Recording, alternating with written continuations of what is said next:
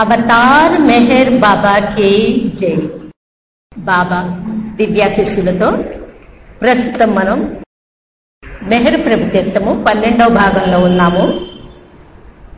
పోయిన వారం బాబా నాకు దండలు వేయడం గాని, పూజలు చేయటం గాని, హారతులు ఇవ్వడం గాని ఆధ్యాత్మిక పదంలో ఇవన్నీ కూడా అత్యంత ప్రధానమైన విషయాలు కావు. అయితే 3 విషయాలు ఉన్నాయి ముఖ్యంగా. అది ప్రేమ, విధేయత, సర్వార్పణ. వీటి విషయంలో రాజీ పడేందుకు ఎటువంటి ఆస్కారము లేదు, రాజీ పడటానికని చెప్తున్నారు బాబా. ఇంకా ప్రేమ గురించి చెప్తూ, ప్రేమ దానంతట అదే చాలా గొప్పది, ప్రేమ కంటే గొప్పది విధేయత, విధేయత కంటే కూడా ఇంకా గొప్పది సంపూర్ణ సర్వార్పణ అని. ప్రేమ ప్రీతముని ఇచ్చనే కోరుకుంటుంది, విధేయత ప్రీతముని ఇచ్చను పాటిస్తుంది. ప్రీతమునికి సంపూర్ణంగా తనను అర్పించుకున్న ప్రేమికుడు ప్రీతముని ఇచ్చకు ఎప్పుడూ బద్ధుడై ఉంటాడు. ప్రీతముని ప్రేమించేవాడు ప్రీతమునికి ప్రేమికుడై నిలుస్తాడు. ఎందువల్ల అని అడుగుతుంటే, అతడు కేవలం ప్రీతముని ప్రేమిస్తూ ఉంటాడు. విధేయుడైనటువంటి వాడు ప్రీతముని బానిసగా నిలుస్తాడు. ఎవడు తన మనసును, శరీరాన్ని, ఆత్మను ప్రీతమునికి సమర్పించుకుంటాడో అట్టి వానికి అస్తిత్వం అంటూ ఉండదు. ప్రీతముడే అతనిలో అధివసించి ప్రీతముని అస్తిత్వమే అతని అస్తిత్వం అవుతుంది. ఎవరైతే బాబాను ప్రేమిస్తారో బాబా యొక్క అస్తిత్వం ఏదైతే ఉంటుందో మనందరిలో కూడా అదే అస్తిత్వం ఉంటుంది అని చెప్తూ, ప్రేమ అనేది భగవంతుడు మానవునికి ప్రసాదించే కానుక. ఒక సంపూర్ణుడైనటువంటి సద్గురువు ఎప్పుడు ప్రేమ అనే ఈ కానుకను ప్రసాదించడు. సద్గురువు మానవునికి విధేయతను కానుకగా ప్రసాదిస్తాడు. సర్వార్పణ అనేది మానవుడు సద్గురువులకు అర్పించుకునే కానుక అని చెప్తున్నారు. ఇంకా బాబా ఏం చెప్తున్నారంటే, ఈ ప్రవచనం తర్వాత 20 నిమిషాల పాటు విరామ సమయాన్ని ఇచ్చిన తర్వాత వాళ్ళందరినీ టాయిలెట్లకు అది వెళ్లి తిరిగి రమ్మని చెప్పని బాబా వాళ్ళను ఆదేశించారు. ఈ మధ్య సమయంలో బాబా వరండాలో అటు ఇటు పచారులు చేయటం ఆరంభించారు. నాగపూర్ వాసులు రామ హృదయ తివారీ, పిఎం భట్టు వచ్చి దగ్గరలో బాబాకు నిలబడ్డారు. బాబా వాళ్ళిద్దరినీ ఆలింగనం చేసుకున్నారు. తివారీ విలపిస్తూ తన మనుమడు చనిపోయాడని బాబాతో అప్పుడు చెప్పాడు. ఇంతకు ముందు ఇతను జాల్కారావాలా దగ్గర పనిచేస్తూ ఉండేవాడు. బాబా అతనికి జవాబిస్తూ, జాల్కేరావాలా కూడా మరణించాడు కదా అన్నారు. పిఎం భట్ కలగజేసుకుని, బాబా తివారీకి ప్రమోషన్ వచ్చింది, అతనిప్పుడు సూపరింటెండెంట్ గా కాదు డైరెక్టర్ అయ్యాడు అని చెప్పాడు. చెప్పేసరికి తివారీకి చిన్న చిరునవ్వు నవ్వాడు. అప్పుడు బాబా అతన్ని చూశారు. చూశావా, తివారీ ఒక విషయం ఏమో చెప్పి ఏడ్చాడు, ఇంకో విషయం విని ఆనందిస్తున్నాడు అని వ్యాఖ్యానించారు. ముందు మనవడు చనిపోయాడనేమో ఏడ్చారు, ఇప్పుడేమో అతనికి ప్రమోషన్ వచ్చిందనేమో సంతోషించాడు అని చెప్పని బాబా అంటూ, చింతించకు, నేను నీతో మరొకసారి ముచ్చటిస్తాను అని తివారీకి భరోసా ఇచ్చి వెళ్ళమన్నారు. తర్వాత హిందీ బృందం వారందరూ మళ్లీ బాబా దగ్గరికి హాల్లోకి వచ్చి కూర్చున్నారు వాళ్ళ పనులయ్యాక. బాబా నిరంజన్ సింగ్ తో, నీవు ఆ గోడకు దగ్గరగా కూర్చున్నావంటే కునికిపాట్లు పడతావు, రోజు నా పక్కనే వచ్చి కూర్చో అని చెప్పి బాబా అతనికి చెప్పారు. తర్వాత బాబా ఏమంటున్నారంటే, నాకు జలుబు, దగ్గు అంటే భయం, ఇవి అంటువ్యాధులు అంతటా వ్యాపిస్తాయి అంటూ బాబా తనకు జలుబు రాకుండా దీవించమని కైకోబాద్ని పిలిచి చెప్పారు. ఎప్పుడు ఏదైనా బాబా చేయాలంటే కొన్ని ఆశీర్వచనాలు కైకోబాద్ దగ్గర తీసుకుంటూ ఉంటారనమాట. కైకోబాద్ అలాగే దీవించాడు. వెంటనే బాబా ప్రతిసారి కైకోబాదు, బాబా నీకు జలుబు రానే రాదు అని నాకు ఒకే విధంగా జవాబు ఇస్తూ ఉంటాడు అని చెప్పని బాబా అన్నారు. ఆ తర్వాత బాబా వివరంగా ఇలా డిక్టేట్ చేశారు. మనం ఈ జలుబు అనే అంశాన్ని గురించి చర్చిస్తూ మరింత ముందుకు వెళ్లే ముందు గుజరాతీ తెలుగు బృందాల వారికి నేను ఇదివరకు చెప్పిన విషయాలను మీకిప్పుడు సంగ్రహంగా వివరిస్తాను. ఈ స్థూల భూమిక మీద ఉన్నప్పుడు మానవ దేహానికి వ్యాధి రావడం అతి సహజమైన విషయం అని చెప్తున్నారు. ప్రతి మానవుడికి కూడా ఏదో ఒక వ్యాధి రావడం, మానవ దేహానికి వ్యాధి రావడం అతి సహజమైన విషయం. కానీ ఎప్పుడైతే ఒకడు తన ప్రియతముని ప్రేమలో తనను తాను పూర్తిగా మర్చిపోతాడో అప్పుడు ఈ దేహం వ్యాధుల బారిన పడకుండా సహజ రక్షణ కలిగి ఉంటుంది అని చెప్పని భరోసా ఇస్తున్నారు బాబా. ఎంత రోగమన్నా బాబాను తలుస్తూ ఉంటే అది ఇంచుమించుగా ఇదైపోతూ ఉంటుందన్నమాట, తగ్గిపోతూ ఉంటుంది.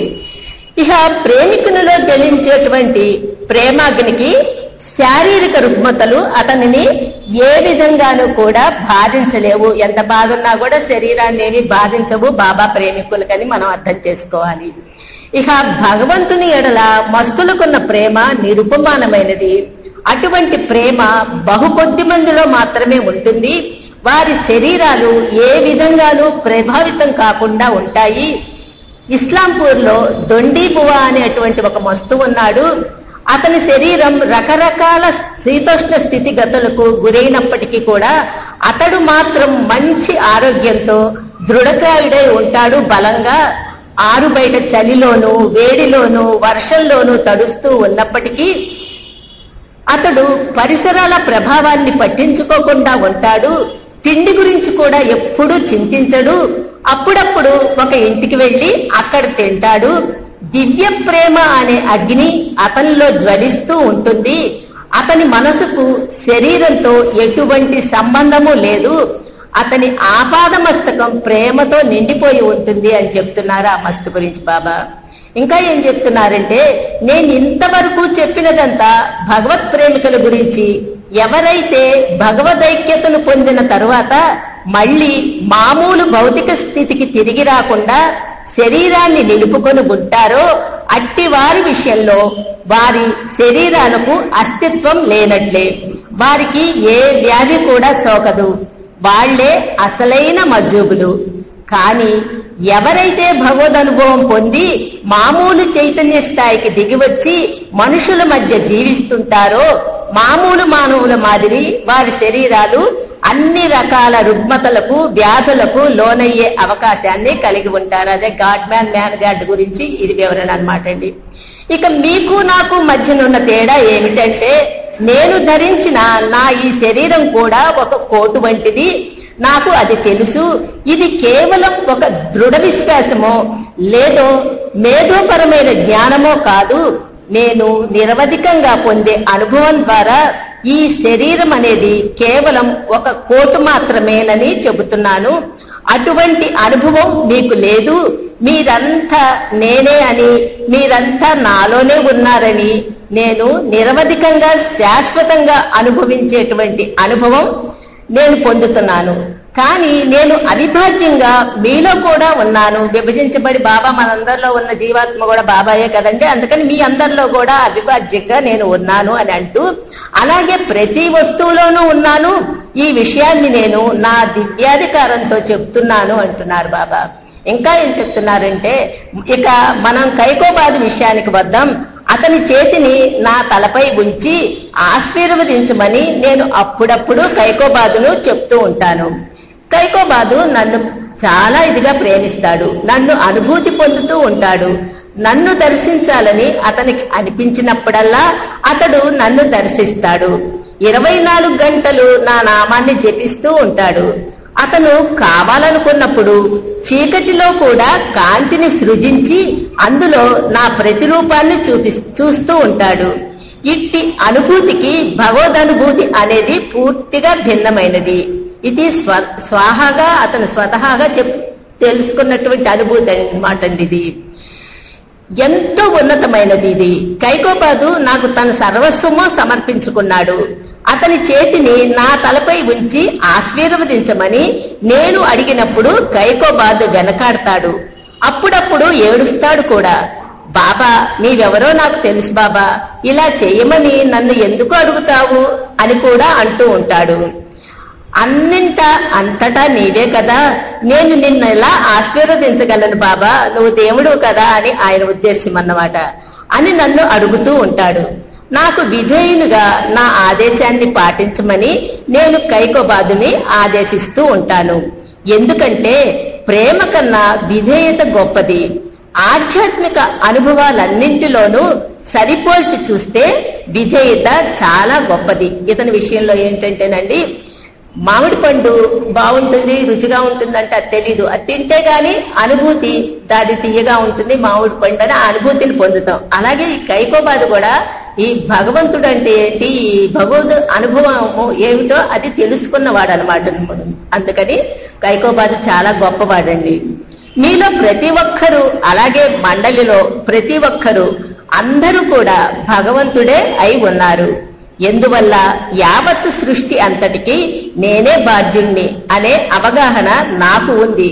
కాబట్టి నేను గాని లేకపోతే మీరు ఈ యావత్ సృష్టి ఏది ఉండేది కాదు అంటున్నారు బాబా. ఇంకా అంత శూన్యమే ఉండేది నేను గాని లేకపోతే, నా అస్తిత్వం కారణంగానే ఇదంతా ఉన్నది అంటున్నారు. తర్వాత నిరంజన్ సింగ్ ను ఉదాహరణగా తీసుకోండి. అతడే లేని పక్షంలో అతనికి ఈ ప్రపంచం ఎక్కడ ఉంటుంది? మనం లేకపోతే ప్రపంచం ఎక్కడ ఉంటుందండి? మనం ఉన్నాం కాబట్టి ఈ ప్రపంచాన్ని చూస్తున్నాం అన్నమాట. ఇదంతా మీలోనే ఉన్నది, మీతోనే కలిసి ఉన్నది. నిరంజన్ ఈ సృష్టిని, ఈ బ్రహ్మాండాన్ని చూస్తాడు. ఎందువల్ల అంటే అది అతనిలోనే ఉంది కనుక. నిరంజన్ గాఢ నిద్రలోకి వెళ్ళినప్పుడు అతనికి తన శరీరం, తన పరిసరాల స్పృహ ఉండదు. అప్పుడు ఇవన్నీ ఎక్కడికి వెళ్లిపోతాయి? నిద్రలో ఉన్నప్పుడు నిరంజన్కి మాత్రం అవి అస్తిత్వం లేనివే. కానీ నిరంజన్ నిద్ర మేలుకున్న మరుక్షణం ఈ సృష్టి తిరిగి అతని ఎదుట ప్రత్యక్షమవుతుంది. దీనికి కారణం ప్రతిదీ అతనిలోనే ఉంది. ఆ విషయం మీ అందరికి కూడా వర్తిస్తుంది. మనం రాత్రిలో కలలు కంటుంటామండి, ఎన్నో వస్తాయి. నిద్రలేచి మేలుకోగానే అన్ని బయటకు వస్తూ ఉంటాయి అన్నమాట. అది ప్రతిరోజు మీరు గాఢ నిద్రలో ఉన్నప్పుడు పూర్తి శూన్యమే అయిన పరాత్పర పరబ్రహ్మ స్థితిలోకి ప్రవేశిస్తారు. క్రమంగా నీవు మేల్కొన్నప్పుడు మొదట నీవు స్వప్నావస్థను దాటుతావు. అలా నీవు పూర్తిగా జాగ్రత్తావస్థలోకి వచ్చినప్పుడు నీవు ఆ విశ్వాన్ని, అందులోని సర్వ వస్తుజాలాన్ని కూడా సృష్టిస్తావు. మళ్ళీ ఈ మొత్తం నాటక ప్రదర్శన యొక్క ఎరుకను పొందుతావా? అలాగే చిలక జోషిని చెప్పేవాడు అన్ని కార్డులు బయటేస్తాడు, అది అయిపోగానే మళ్ళీ అన్ని లోపలికి పంపిస్తూ ఉంటాడు అనమాట. అలాగా మనం కూడా అంతే, తెల్లవారన్నీ బయటికి తీసుకొస్తాము, కోరికలన్నీ మళ్ళీ గాఢ నిద్రలో మర్చిపోతూ ఉంటాము. గాఢ నిద్రలో నీవు సమస్తాన్ని నీలో లీనం చేసుకుంటావు. తిరిగి మేలుకోగానే సమస్తాన్ని సృష్టిస్తుంటావు. ఎందుకంటే అంతా నీలోనే ఉంది కనుక. ప్రతిరోజు నిరంజన్ మేలుకోగానే ఈ ప్రపంచాన్ని తిలకిస్తాడు. నిద్రపోగానే ఇదంతా కూడా అదృశ్యమవుతుంది. నిరంజన్ తన గాఢ నిద్రలోనే సుషుప్తి స్థితిలో పూర్తిగా మేల్కొని ఉండడం అనేది అవసరమైన విషయం. అప్పుడే వీటన్నిటికీ అంతమనేది ఉంటుంది. ఈ స్థితియే భగవంతుని ఎరుకగల స్థితి అని. ప్రతిరోజు ప్రతి వ్యక్తి పరబ్రహ్మ పరమాత్మ స్థితిలోకి ప్రవేశిస్తాడు. కానీ అతనికి దాని ఎరుక ఉండదు. ఇది కేవలం గాఢ నిద్రావస్థ. పరబ్రహ్మ పరమాత్మ స్థితిలోనే ఉన్న భగవంతుడు మేలుకోగానే ఈ ప్రపంచాన్ని చూసి ద్వంద్వత్వాన్ని అనుభవిస్తాడు. ప్రతి వ్యక్తి బ్రహ్మైక్యతను అన్వేషిస్తూ గాఢ నిద్రావస్థలోకి ప్రవేశిస్తాడు. కానీ దాని ఎరుకను పొందటంలో విఫలమవుతూ ఉంటాడు. ఇవి రోజు జరిగే కార్యక్రమాలే, కానీ మానవుడు తెలుసుకోవటానికి విఫలుడు అవుతూ ఉంటాడని. ఇక గాఢ నిద్ర నుండి మేల్కొన్న మరుక్షణం అతడు తన ఎదుట అన్ని ద్వంద్వాన్నే చూస్తూ ఉంటాడు. అందువల్ల కావలసిందల్లా గాఢ నిద్రలోని ఏకత్వ స్థితిని మీరు ఎరుకతో అనుభవించాలి. అప్పుడే ఈ ద్వంద్వత్వం అదృశ్యమవుతుంది. గాఢ నిద్రలో పూర్తిగా మేల్కొని ఉండే స్థితిని పొందటం ఎంత అసాధ్యమో ఒక్కసారి ఊహించండి. వినటానికి ఇది హాస్యాస్పదంగా ఉంటుంది, ఇది నిజం. అలాగే ఇట్టి స్థితిని అందుకోవడం కూడా సాధ్యం కూడా అంటున్నారు బాబా, సాధ్యమవుతుందని. కానీ యుగ యుగాల కాలచక్రాలు గతించిన తరువాత ఏ ఒక్కడో ఈ స్థితిని అందుకుంటాడని చెప్పబడింది. తర్వాత బాబా హఫీజు సూక్తుల్లో నుండి ఒక సూక్తిని చదవమని అలోబాని ఆదేశించారు. ఆ సూక్తి భగవత్ ప్రేమికుడు అవటంతో సాధకునికి ఎదురయ్యే కష్టాలను గురించి విశదపరిచింది. అనోబా ఆ సూక్తిని చదివిన తర్వాత బాబా మళ్లీ ఇలా వ్యాఖ్యానించారు. హఫీజ్ ప్రకారం భగవత్ ప్రేమికుడుగా మారడం తమాషా కాదు. ఒకసారి భగవంతుని ప్రేమికునిగా అయ్యావు అంటే నీవిక ఒట్టి ధూళిగా మారినట్లే. అటువంటి 1,00,000 మంది ప్రేమికుల్లో ఏ ఒక్కడో యుగాలు గడిచిన పిదప భ్రాంతి యొక్క వలయంలో నుండి బయటపడగలడు. ఒక్కడు మాత్రమే ఎందుకు? అది ఎందుకంత కష్టమైంది? భగవంతుడు సర్వత్రా వ్యాపించి ఉన్నాడు కదా, ప్రతి చోట ఉన్నాడు కదా, ప్రతి వస్తువులో ఉన్నాడు, ప్రతి ఒక్కరిలో ఉన్నాడు కదా. అయినా ఎందువల్ల అది అసాధ్యం అని దానికి మిమ్మల్నే నిందించాలి. మనసులో అనంతమైనటువంటి ఆలోచనలు ఉంటాయి. మీకు మనసు కారణంగా మీరు దేన్నైనా ఊహించగలరు. ఈ మనసు అన్ని ఆలోచనలను ఎలా ఉత్పన్నం చేస్తుందో నాకు కూడా తెలియదంటున్నారు బాబా. ఇక మనకు తెలియకుండానే మనసు పనిచేస్తుంది. మనసును స్తబ్దింపచేయడం అన్నది నా చేతిలోనే ఉంది. మీ శ్వాసక్రియను ఉదాహరణగా తీసుకోండి.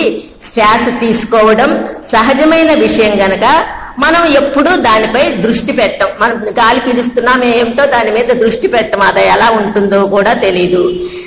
శ్వాస తీసుకోవడం సహజమైన విషయం గనక మనం ఎప్పుడూ దానిపై దృష్టి పెట్టం. మనం నిద్రపోతున్నా, మెలకుగా ఉన్నా, మనం జీవించి ఉండటం కోసం శ్వాసక్రియ సహజంగా జరుగుతూనే ఉంటుంది. అదేవిధంగా ఆలోచన ప్రక్రియ కూడా సహజమైన విషయమే. మీ శ్వాస కంటే కూడా భగవంతుడు మీకు అతి దగ్గరలో ఉన్నాడు. కానీ మీకు ఆ విషయం తెలియదు. మీరిప్పుడు శ్వాస తీసుకుంటున్నారు. ఇది అతి సాధారణంగాను నిదానంగాను జరుగుతూ ఉంది. కానీ మీరు వేగంగా పరిగెత్తినా, కొండపైకి ఎక్కినా, కష్టపడి పనిచేసినా మీ శ్వాసక్రియ భారంగా అవుతుంది. అప్పుడు మనం శ్వాసను కష్టంగా తీసుకుంటున్నట్లు మనకు తెలుస్తుంది. అప్పుడు శ్వాస యొక్క ఇదేంటో, ఆ ఒత్తిడేంటో అప్పుడు మనకు శ్వాస అంటే ఇది కదా అని తెలుస్తుంది అన్నమాట. శ్వాస తీసుకుంటున్న ఎరుక కూడా మనసుకు కూడా కలుగుతుంది. నీ గొంతును ఎవరైనా నొక్కటానికి ప్రయత్నించాడనుకో, అప్పుడు శ్వాస తీసుకోవడం అంటే ఏమిటో నీకు అర్థమవుతుంది. అప్పుడు ఉక్కిరి బిక్కిరి అయిపోతాం కదండి. అమ్మో ఎంత కష్టపడ్డామా, ప్రాణం పోదు కదా అనుకుంటుంటాం ఒక్కొక్కప్పుడు. శ్వాస అంటే జీవితమేని అప్పుడు నీకు తెలుస్తుంది, శ్వాసే జీవితమని. తర్వాత ప్రేమ గురించి చెప్తున్నారు. ప్రేమకు 2 దశలు ఉన్నాయి. మొదటిది ఉద్వేగం, కరుణ, రసమయం, త్యాగపూరితం అయిన ప్రేమ యొక్క దశ. రెండవది ప్రీతముడు లేకుండా ప్రేమికుడు పిచ్చివాడై వియోగ వ్యధను ఏమాత్రము భరించలేనటువంటి దశ రెండవది. ఇహ ఈ స్థితిలో ప్రేమికునికి భగవంతుడే ఊపిరి. ఆయన లేకుండా అసలు ఉండలేడు. ప్రీతముడైన భగవంతునితో ఐక్యత సిద్ధిస్తే తప్ప ప్రేమికుడు ఊపిరి ఆడని స్థితిలో ఉన్నట్లుగా ఆరాటాన్ని అనుభవిస్తాడు. అత్యంత సౌందర్యవతి అయిన ఒక యువతితో ప్రేమలో పడిన వ్యక్తి విషయం పరిశీలించండి. అతడు నిత్యము ఆమె గురించే కలలు కంటూ ఉంటాడు. నీటిలో నుండి బయటపడి వేసిన చేప ఎలాగైతే కొట్టుమిట్టాడుతుందో ఆ చేప పరిస్థితి ఎలా ఉంటుందో అతని అవస్థ అటువంటిది. అటువంటివి ఎన్నో ప్రేమ కథలు మనం చదివాం. అతనిది కేవలం సాధారణమైనటువంటి మానవ ప్రేమ మాత్రమే. కానీ భగవంతుని నుండి కానుకగా ప్రేమను అందుకున్న వ్యక్తి ఉన్నాడనుకోండి, ఇక ఇటువంటి ప్రేమికుడు వియోగ వ్యధతో అనుభవించే అంతులేని ఆ ఆరాటాన్ని మనం ఊహించలేం. అయినా భగవంతుని నుండి పొందిన ప్రేమ కారణంగా అతడు ఎంతటి నరకదే అతన లోలోన అనుభవిస్తున్నా కూడా తన బాధ యొక్క ఛాయలను ఏ మాత్రం కూడా బయటకు కనబడనీయడు. ఇహ భగవంతుని నుండి అటువంటి కానుకను అతి కొద్ది మంది మాత్రమే అందుకుంటారన్న వాస్తవం ఎంతో నిరాశాజనకంగా ఉందని మీరు అనవచ్చు. అయితే ఎవరికైనా అలాగే ప్రతి ఒక్కరికి ప్రేమ, విధేయత అనే కానుకను ప్రసాదించేటువంటి అధికారం నాకుంది అంటున్నారు బాబా. ఈ కానుకను నా నుండి మీరు ఎలా అందుకోగలరన్న విషయాన్ని ఒక 5 నిమిషాల వ్యవధిలో రేపు మీకు చెప్తాను అని చెప్పని మరునాడు ఇక్కడ ఉన్న ప్రతి ఒక్కరికి ఈ కానుకను ఇవ్వడానికి నేను సిద్ధంగా ఉన్నాను. ప్రత్యేకంగా ఈ కారణంగానే నేను మిమ్మల్ని ఇక్కడికి పిలిపించాను. నా ఈ కానుకను అందుకోవడానికి ధైర్యంగా ఎవరు ముందుకు వస్తారో చూస్తాను. ఈ నా ప్రేమ కానుకను అందుకోవడానికి ఎవరు సాహసిస్తారో నేను చూస్తాను. మీరు అటువంటి ప్రేమను అందుకోవటానికి మీకు అర్హత ఉందో లేదో రేపు 5 నిమిషాల్లో మీకు తెలిసిపోతుంది అంటూ బాబా ఈ కానుకను ఇవ్వడం పుచ్చుకోవడం తేలికైన విషయమే, కానీ అదే సమయంలో అది ఇంచుమించుగా అసాధ్యం కూడా. రేపు ఈ విషయాన్ని 5 నిమిషాల్లో మీకు వివరిస్తాను అని కేవలం ఇది ఒక్కటే ఎంతో ప్రాధాన్యతను కలిగి ఉంది అని చెప్తూ ఇహ సత్యం గురించి చెప్తున్నారు. కానీ సత్యం ఎదుట ఈ వివరణలు ప్రవచనాలు వగైరా అన్ని కూడా ఎటువంటి ప్రాముఖ్యత లేకుండా కనుమరుగైపోతాయి. ఇదంతా కేవలం ఒక కలయే. ఇదంతా ఇక్కడ మీరు ఇదంతా అనుభవిస్తున్నారు, కానీ వాస్తవానికి మీరంతా కూడా కలలోనే ఉన్నారు. ఉదాహరణకు నిరంజన్ సింగ్ నిద్రపోతున్నాడు అనుకుందాం. నిద్రలో కలగంటాడు. తన కలలో అతడు హిందీ బృందం వారు నా ఎదట కూర్చున్నట్లు, నేను వాళ్లకు ప్రవచనం ఇస్తున్నట్టు చూస్తాడు కలలో. నిరంజన్ నిద్రలే ఇదంతా కల అని నేను అతనితో చెబితే వెంటనే నిరంజన్ తన కలలో, బాబా ఇది కళ ఎలా అవుతుంది? ఇక్కడ నేను మిమ్మల్ని ఇక్కడ సమావేశమైనటువంటి ఆ హిందీ బృందాల వాళ్ళందరినీ కూడా నా కళ్ళతో చూస్తున్నాను కదా అని నన్ను ఎదురు ప్రశ్న వేస్తాడు నిరంజను. కానీ కొన్ని గంటల తర్వాత అతడు వాస్తవంగా నిద్ర నుండి లేచినప్పుడు ఇది నిజంగా కలే అనుకుంటాడు. అదే కలలో బాబా అతనితో గతంలో అది కళ అని చెప్పే ఉన్నారు, ఇప్పుడు దాన్ని యథార్థంగా కళ అని నిరంజన్ నమ్ముతాడు. అలా నిరంజన్కి వచ్చిన ఆ కళ వాస్తవానికి కళలోని మరొక కళ అన్నమాట. మనం కూడా ఇప్పుడు కళలో ఉన్నాం. ప్రస్తుతం మళ్ళీ రాత్రి పడుకుంటే కళ వస్తే కళలో కళ అన్నమాట అండి. అది బాబా చెప్తున్నారు. ఇది ఒక కళ, కానీ మీరు దీనిని కళ అని తెలుసుకోలేరు. ఇక్కడ మీరు పొందే అనుభవం అంతా ఒక కళే. మీరు నిద్ర నుండి లేచిన మరుక్షణం ఇది ఒక కళ అని కనుగొంటారు.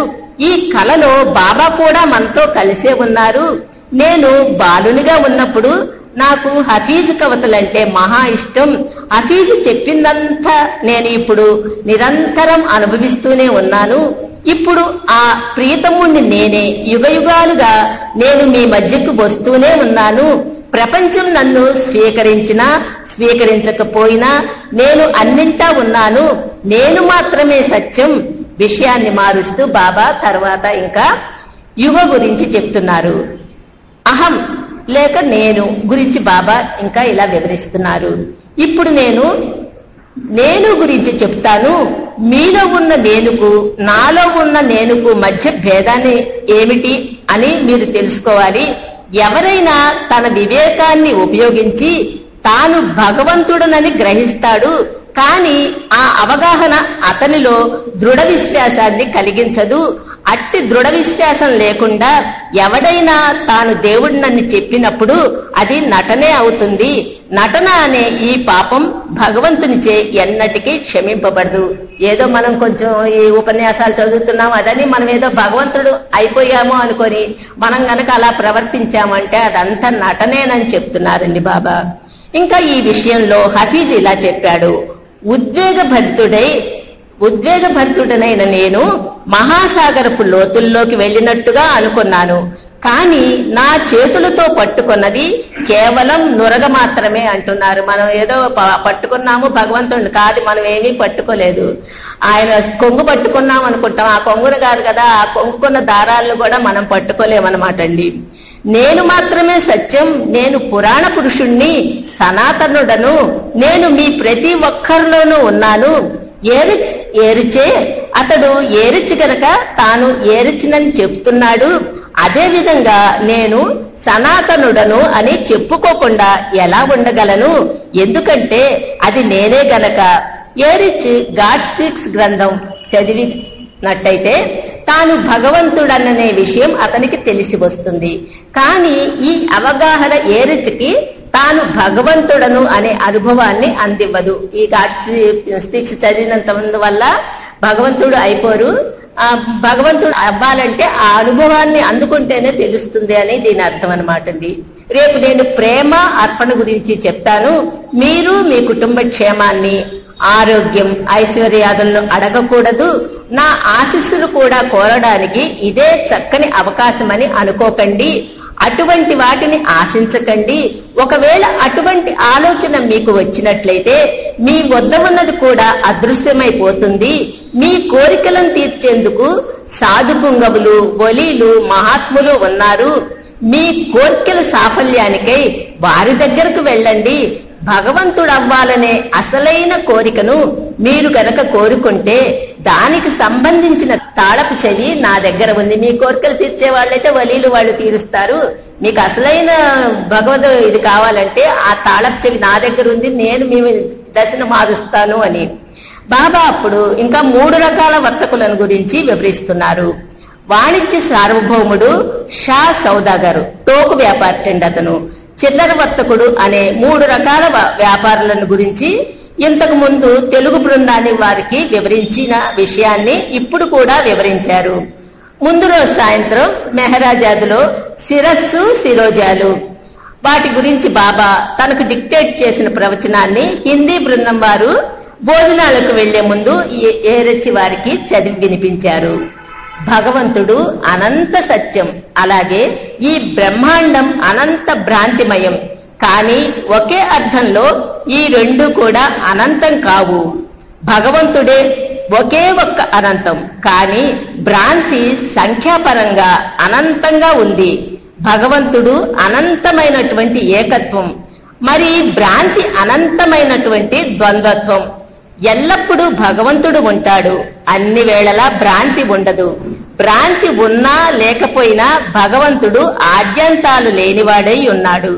కానీ భ్రాంతికి సంబంధించిన ఆరంభం భ్రాంతిలోనే ఉంటుంది, అది చివరికి భ్రాంతిలోనే అంతమవుతుంది అని ఇక బాబా అనంతమైన భ్రాంతి గురించి ఇలా వివరిస్తున్నారు. అనంతమైన భ్రాంతి అనంత సంఖ్యలో ఉన్నటువంటి సూర్యులు, చంద్రులు, నక్షత్రాలు, గ్రహాలు, భువనాలతో కూడి ఉంది. అట్టి భ్రాంతిలో మొత్తం సృష్టి యావత్తు నిరవధికంగా పరిణామం చెందుతూ ఉంటుంది.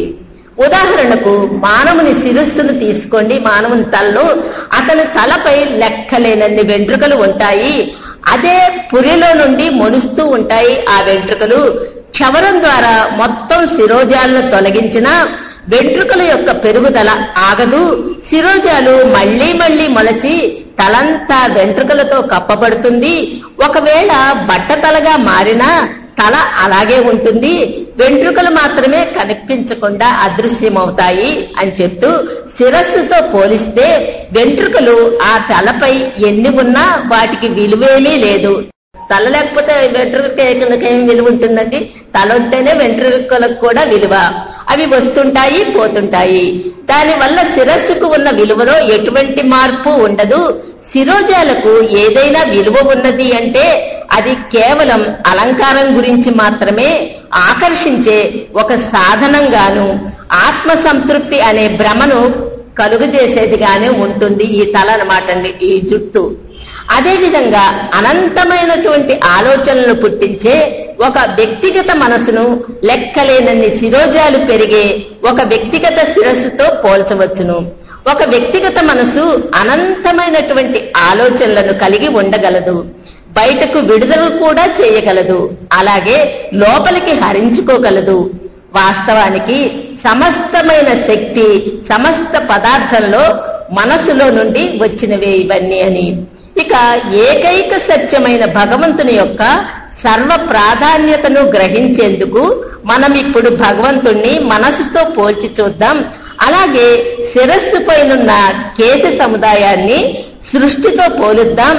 ఈ పరిశీలన దృష్ట్యా తలపైనున్న జుత్తుతో పోలిస్తే మనసు ఒక్కటే అనంతమైనటువంటి విలువను కలిగి ఉంటుంది. అదే రీతిలో మొత్తం సృష్టితో పోలిస్తే భగవంతుడు అనంతమైన విలువ గలవాడని నేను చెప్తాను. ఎందుకంటే ఈ సృష్టి విలువ ఆ శిరోజాలకున్న విలువను మించి ఉండదు. ఇక ఈ శిరోజాలు ప్రలోభ పెట్టి వివసత్వాన్ని కలిగించటం, భ్రాంతిపూర్వకమైన ఆత్మ సంతృప్తిని కలగజేయటం మినహా అంతకి మించిన విలువ లేనివే కదా. ఇది వెంట్రుకలకి ఏముందండి, ఆడవాళ్ళకి అందం, మగవాళ్ళకైనా అందం, అంతవరకే అవి పరిమితం, అంతకు మించి ఈ జుట్టు యొక్క విలువేమీ లేదు అని చెప్తున్నారు బాబా. తర్వాత అందరూ భోజనాలకు వెళ్లే ముందు బాబా నా యొక్క యథార్థ స్థితిని, నా నిజమైనటువంటి ఆత్మస్వరూపాన్ని చూడాలని ఎవరైనా అనుకుంటే అది కేవలం ఒక్క ప్రేమ ద్వారా మాత్రమే సంభవం అవుతుంది. అట్టి ప్రేమను నేను మీకు ప్రసాదించగలను. దానిని అందుకోవాలి అనుకున్నవాడు తగిన యోగ్యత కలిగిన వాడై ఉండాలి. నా ప్రేమను స్వీకరించడానికి ధైర్యం ఉండాలి అన్నారు బాబా. ఇంకా ఏమంటున్నారంటే, భోజనాలైన తర్వాత 12:50 డాకేలు పందిర్లోకి పంపి అక్కడ భోజనానంతరం కునుకు తీస్తున్న వారిని లేపమని బాబా చెప్పి పంపించారు. వాళ్ళు నిద్రలేచాక తిరిగి మరో 5 నిమిషాల పాటు నిద్రపొమ్మని, ఆ తర్వాతే హాల్లోకి రమ్మని డాకే వాళ్లకు చెప్పవలసిందిగా సూచించారు. వచ్చే వారం చదువుకున్నామండి మిగతాది. అవతార్ మెహర్ బాబాకి జై.